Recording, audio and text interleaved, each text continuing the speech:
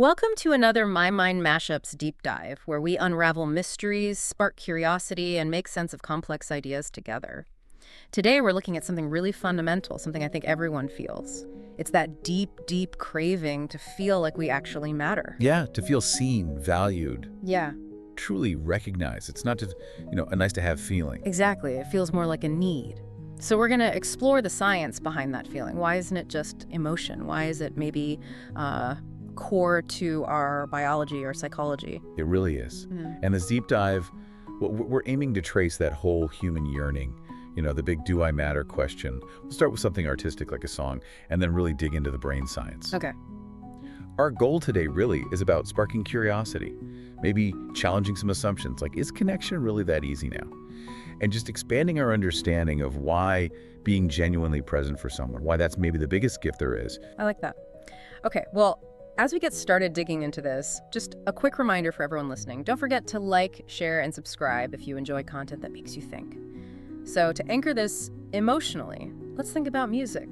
There's a song by Sara Bareilles from The Musical Waitress called You Matter to Me, even if you don't know the tune. The title. It hits hard, doesn't it? Oh, absolutely. That phrase, you matter to me, it just lands. There's this spectacular simplicity to it. Yeah. It captures that feeling, that huge sigh of relief when someone just sees you Yeah. authentically, says, I see you, without you even having to ask for it Wow. sometimes.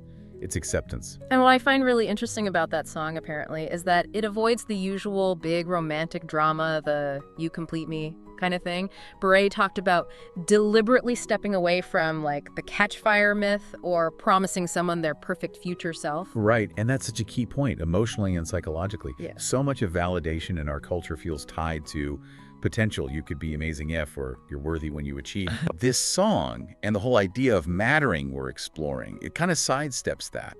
It's more about practical, real concern for the person right here, right now, not some idealized version. So it's saying the highest form of being valued isn't about the future potential, but about accepting the person as they are now. The unedited version, flaws and all. Exactly. That's the core of it. Unconditional acceptance. And it's restorative, isn't it? Because it means the relationship is based on reality, not a performance. Right. When someone says, essentially, I care what happens to you right now, it helps us shift away from that shame, that feeling we constantly have to perform. It takes that big internal question, do I matter, out of just poetry, and puts it firmly into psychological need, which naturally leads us straight into the science of it all. When researchers like Morris Rosenberg and later people like Fled and Prulotensky started to define mattering, they saw it as this core, universal human need. But, Yeah. and this is important, they were really clear it's different from just belonging. Okay, that's interesting, because you often hear those words used almost interchangeably. Belonging, mattering. Is just belonging not enough then? If I'm part of a group, doesn't that tick the box? That's a really common thought, but the research suggests, maybe not entirely, belonging is more about just being included, fitting in, being part of the group. Mattering, though, that's about feeling consequential, essential even. Like you'd actually be missed, irreplaceable maybe. Yes, exactly that, irreplaceable. Mattering really has two sides to it. First, feeling valued by others, being heard, appreciated. And second, being able to add value back, contributing in a meaningful way. Ah, okay, so it's a two-way street. It is. It's knowing deep down you'd be missed if you weren't there. And Rosenberg's work show that people who feel they matter, they have significantly higher self-esteem and much lower rates of depression. It's like psychological oxygen. Wow. So it's not just about feeling good, it's fundamental to resilience. And this is where it gets wild, right? The biology part. Our brains are actually hardwired to react to not mattering, almost like a physical threat. They absolutely are. Think about it from an evolutionary standpoint. For our ancestors, being kicked out of the tribe, that was basically a death sentence. You needed the group to survive. Right. Safety in numbers. So the brain developed this really powerful alarm system. Classic neuroscience studies, the ones looking at social pain, found that when we feel rejected or excluded or just ignored, it actually activates the same pain centers in the brain. The same ones as physical pain. Yes. Specifically, the dorsal anterior cingulate cortex, the DACC, and the anterior insula. These are the areas that register the emotional distress of, say, a physical injury. So when people say rejection hurts like a punch, they're not just being dramatic. Your brain is literally signaling pain, like a broken bone kind of pain, but emotional. That's incredible. It is. It's a very powerful motivator to reconnect, right? To fix the social breach. And while those pain centers fire up when connection breaks, other brain systems are busy building and maintaining it. We've got mirror neurons, for example. Oh, empathy neurons. Pretty much. These amazing cells let us kind of simulate what others are experiencing. They're the biological root of empathy, letting us feel with people, even without words. Is how we can walk into a room and just sense the mood. Reading the vibe. Exactly. And that deep connection, that internal simulation, it gets stabilized chemically too. When we have those moments of real connection, bonding, trust, maybe laughing together or a really deep conversation, or even making music together, our bodies release oxytocin. The connection chemical, the love hormone. That's the one. It fosters feelings of safety, calm, trust. It's the chemical underpinning for those you matter to me moments. And oxytocin isn't just about creating bonds. It helps us manage stress and repair those social connections when they fray. Keeps the tribe together, essentially. Okay, this is all making so much sense biologically. And if this is resonating with you listening, maybe hit that subscribe button so you don't miss our next deep dive. So we have this deep biological need for connection, for mattering, and yet here we are, we're living in what the US Surgeon General called an epidemic of loneliness. He said chronic lack of connection is as bad for your health as smoking 15 cigarettes a day. That's staggering. It is staggering. The personal cost of feeling invisible is immense. And it's global. The WHO estimates, 1 in 6 people worldwide are affected by loneliness?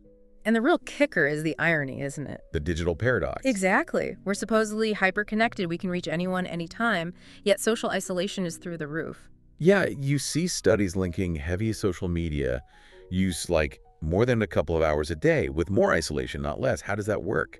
Well, a lot of digital communication. It just doesn't quite hit the mark for our core social needs. It often lacks the depth, the physical proximity, the subtle cues that, trigger things like oxytocin release. So when people end up chasing likes, comments, followers, performing this idealized version of themselves online, they're often pursuing what psychologists call contingent self-worth, meaning their sense of worth depends entirely on that external feedback. It's conditional. Precisely. It's like you're constantly auditioning for your own value. And that leads to this nonstop performance anxiety. Ultimately, it just doesn't satisfy that deep human need to be valued for who you really are, the unfiltered you. So the more you chase it, the emptier you feel when the likes dry up. That's often the pattern. And these feelings of being unseen, they don't just start with adult social media habits, do they? The roots can go way back.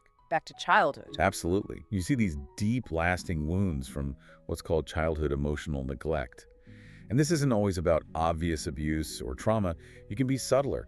It's when parents maybe provide food and shelter, but consistently fail to respond adequately or reliably to the child's emotional needs. So the child picks up on that. They learn something pretty devastating. They learn, my feelings don't matter.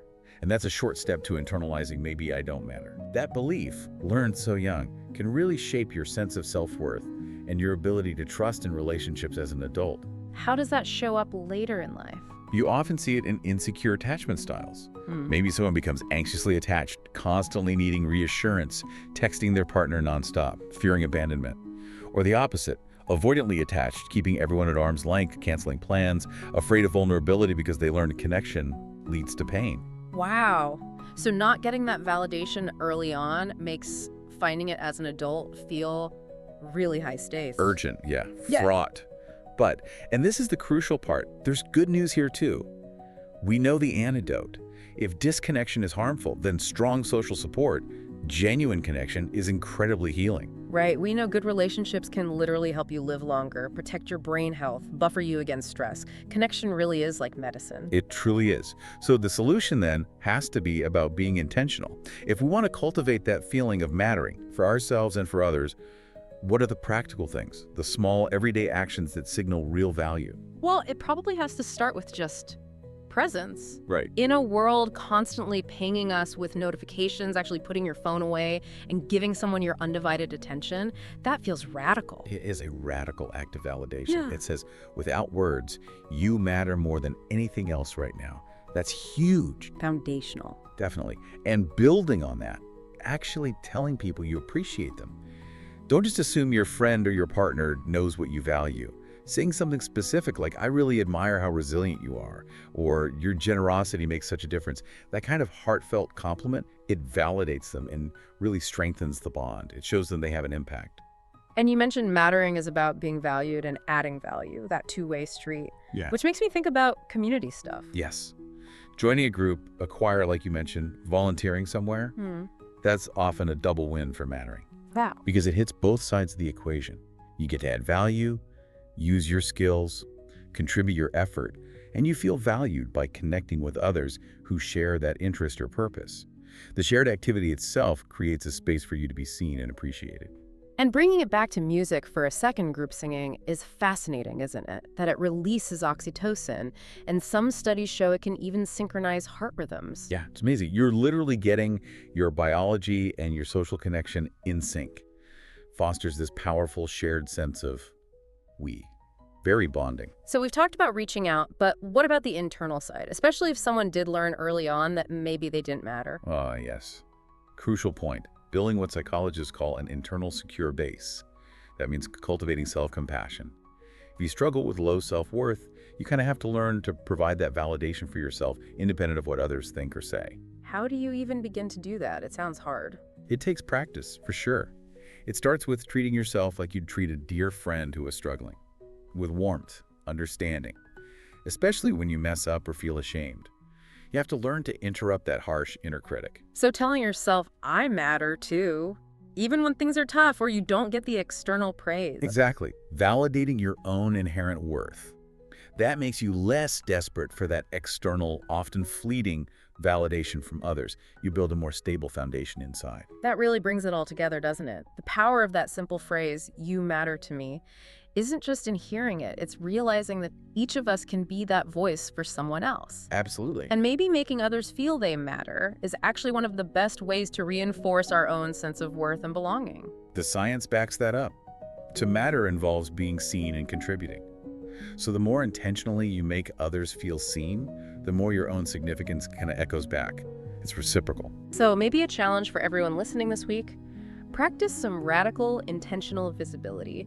Be the person who reflects back someone else's inherent worth, not just their achievements. Remember what we talked about with the brain science. Your presence alone can literally ease someone else's social pain. Like, comment, and subscribe to hear more My Mind Mashups deep dives, where we spark curiosity, challenge assumptions, and expand understanding together. You can find My Mind Mashups everywhere you listen. That's Amazon Music, Audible, Facebook, Pocket Casts, Spotify, TikTok, and YouTube. And please drop your thoughts in the comments. Your perspective could genuinely shape our next deep dive. Because here, every voice matters, every story matters, and you matter to me.